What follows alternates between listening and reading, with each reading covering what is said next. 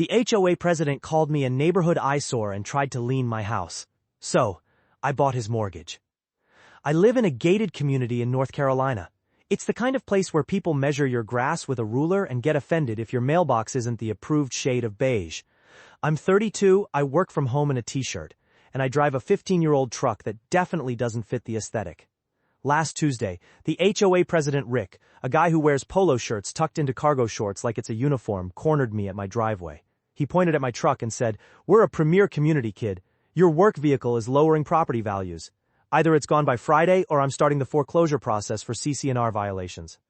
I told him I've lived here for 5 years and I've never missed a payment. Rick just smirked. "It's not about the money, it's about the standard. You clearly don't belong here. You're a renter, right? I'll talk to your landlord."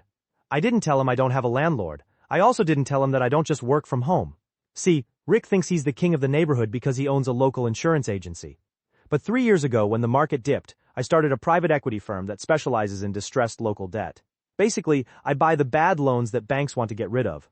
That night, I went into my office and pulled up my company's database. I searched Rick's name. It turns out Rick's premier lifestyle was built on a mountain of high-interest secondary loans. He was 6 months away from a balloon payment he couldn't afford. I didn't just find his mortgage, I called the holding bank and bought the entire debt package for his house, his office building, and his daughter's tuition loan. The next Friday, Rick showed up with a tow truck from my old pickup.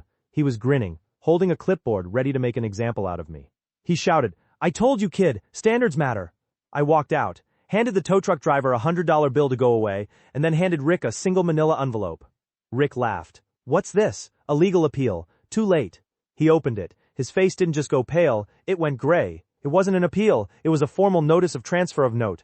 I leaned against my old truck and said, "Actually, Rick, I'm not a renter, but as of 9 a.m. this morning you are. I'm your new servicer, and per the standards of my company, we don't offer extensions to people who harass our other clients."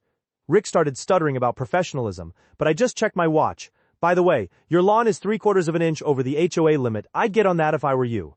I'd hate for someone to report you." I'm sitting in my office now watching him mow his lawn in the pouring rain. He's been out there for an hour. If someone tried to take your home over a standard, would you play by the rules or would you buy the game?